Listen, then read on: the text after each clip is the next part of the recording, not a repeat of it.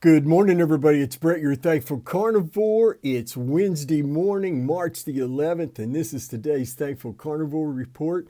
I appreciate you taking time out of your day to listen to me ramble about things related to the carnivore way of eating. Please check me out across all my social media at thankful.carnivore on Instagram, on Twitter, where the meat-eating savages just run wild. It's Stickman Bleeding. That's Stickman Bleedin. Don't add a G.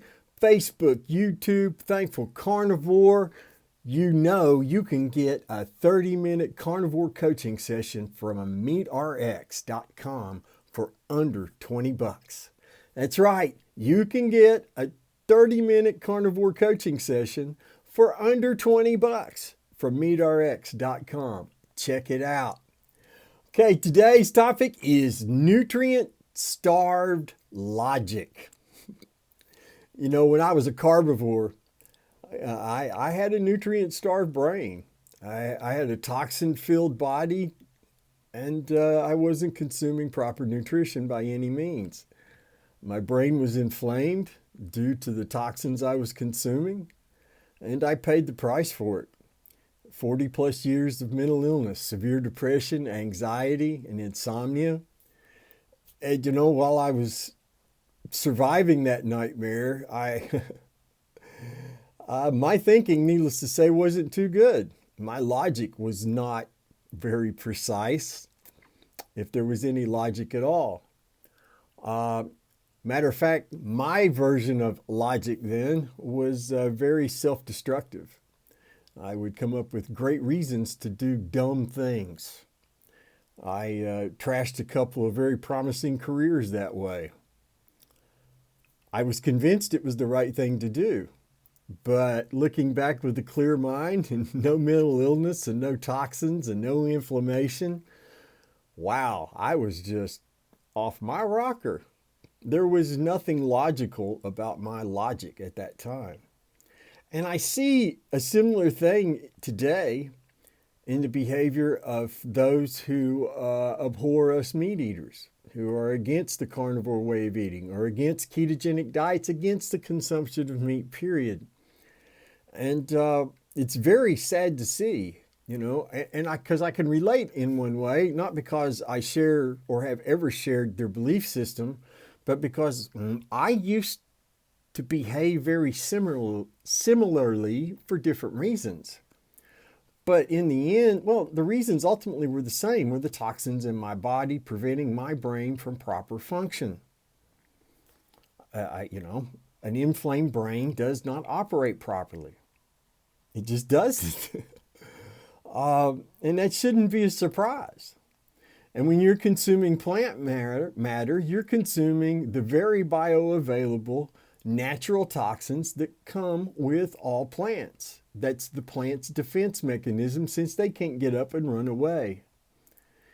And, after 40 plus years of consuming oxalate, phytates, lectins, and all kinds of other eights and INS type compounds that are naturally found in plants that bind and prevent the absorption of critical nutrients like calcium, I was a mess.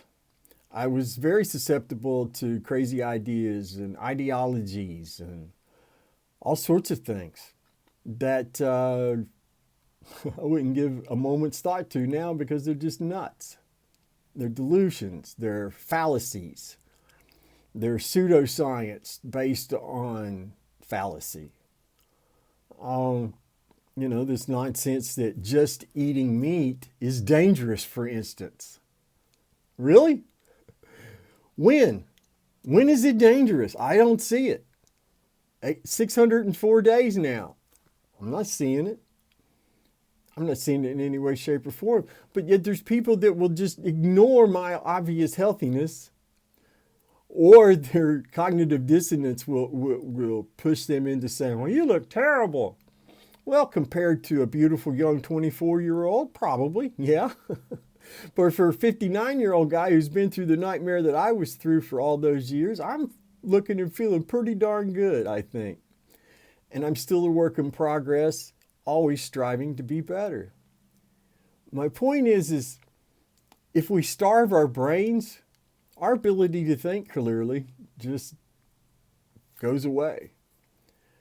And I've yet to meet anybody whose brain is nutrient starved, whose brain is inflamed, that isn't angry, frustrated, has difficulty communicating, is very non-persuasive in their arguments and their arguing style. I just don't see a good reason to deny your brain the proper nutrition, because it just appears that there's a long-term downside to it and an immediate short-term downside to it. You don't have to be an old man now to get a diagnosis of Alzheimer's. It's happening to people younger and younger year after year because of insulin resistance. The brains are starved. Cells won't allow insulin back into the cell so that energy can be made. The brain starves to death is basically what happens. It doesn't have anything to create energy with. And, Alzheimer's, dementia, they're awful things. My father's got dementia now from decades of type 2 diabetes. It's not a pretty sight, my friends. But it's completely avoidable.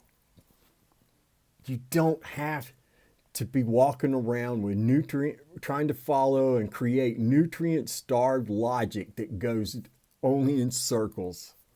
You don't have to suffer from brain fog. You're not a mental defective. Your brain is inflamed. It will not operate properly while you consume toxins and you don't give your brain the nutrition it needs to function properly. It just won't. We know animal source protein, animal source fats do the job. Eating an ancestrally appropriate diet puts our bodies in a state of ketosis. And our brain and our heart and all our other organs love to use ketones for energy. They just love it. They perform better. And being in ketosis is my preferred state of being. I don't really want to be out of ketosis except when it's natural and only for a very short time. Listen, my friends, we don't have to suffer and starve our brains. We can feed our brains with human absorbable nutrition. We don't have to inflame our brains with toxic garbage and toxic plants. We just don't. Do the things you need to do to take care of you today. Avoid that toxic logic, that nutrient-starved brain thinking. Feed your body properly, eat your meat, drink your water, have a wonderful day, and I'll see you all tomorrow. Take care.